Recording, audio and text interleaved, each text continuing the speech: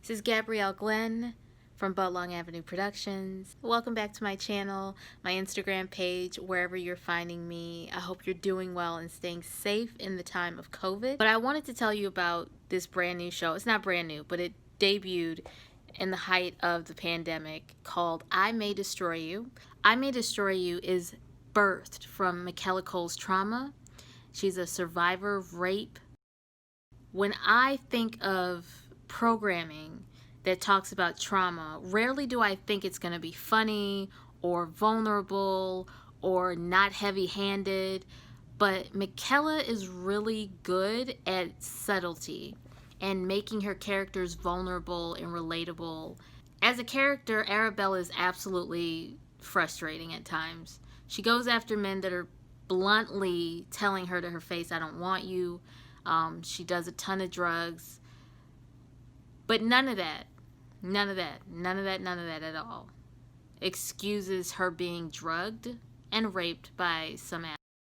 I will say that although I May Destroy You is based on such a heavy topic, it's not just about consent and rape. It's about redemption of self. At the beginning of the series, Arabella is lost.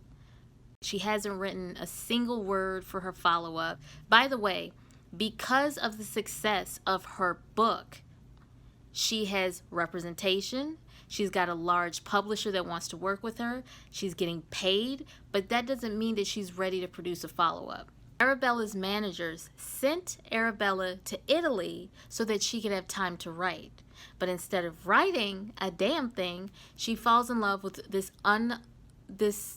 unattached, emotionally unavailable drug dealer named Biagio. Just because Arabella has notoriety doesn't mean that she's balling like that. Homegirl couldn't even pay for her groceries for Terry's birthday. The cashier was like, oh, I know you, let me take a selfie with you. But when it was all said and done, Arabella still had to take the stuff off the conveyor belt and put it back on the shelf. So Twitter fame doesn't mean you're rich. Keep that in mind, everybody. Manage your finances, keep it real with yourself. There's no future in fronting. What I liked was the way that Michaela Cole uses music, props, people to tell her point in this story. Case in point, the opening sequence, Arabella is leaving Biagio so she can go back to the UK and try to deliver her book.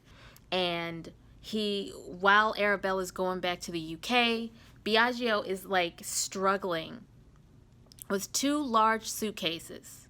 Arabella does not acknowledge the baggage that she's foisted upon Biagio. What she does is she asks Biagio, when what are we doing? Are we serious? Are we not? Like, what's going on? And of course, the whole time, Biagio is just not committed. He's like, I'll call you when I want to. We're not together. This man is telling her to her face, I'm not feeling with you. You're not who I want to be with. And she's just only seeing what she wants.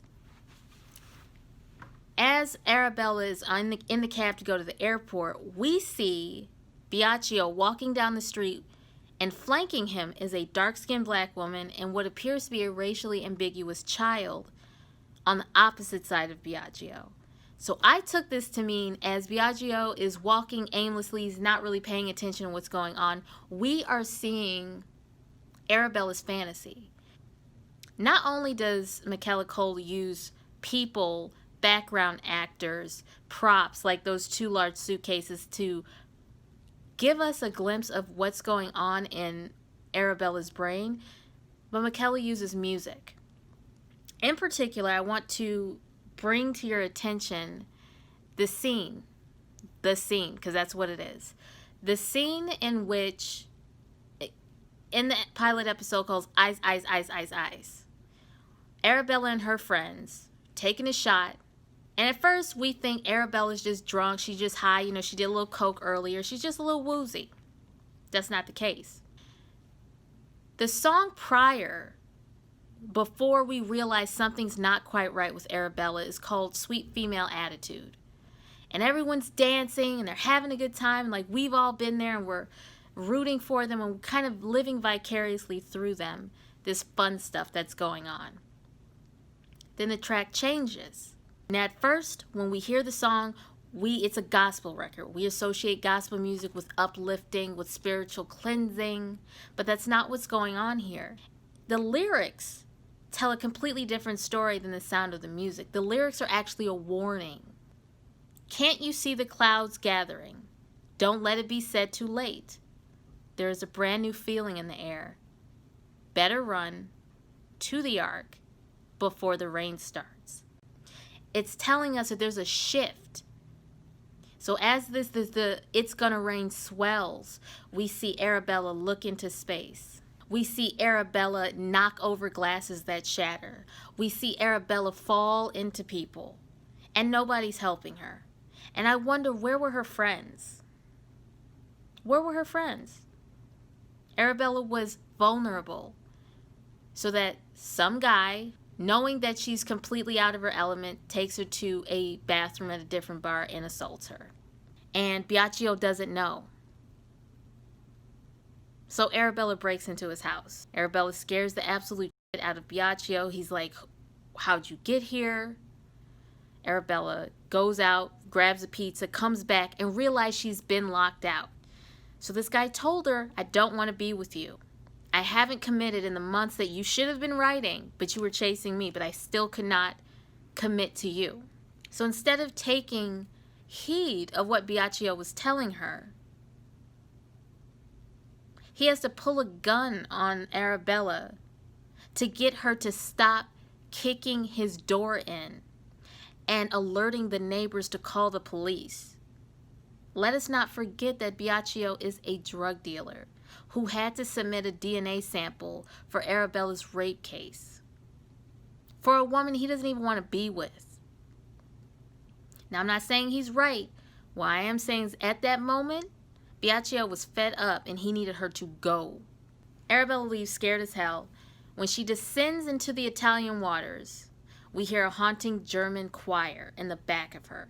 And we're wondering, is she going to kill herself? What's going on? All we know is there's an emotional transformation. There's water. It's all about cleansing.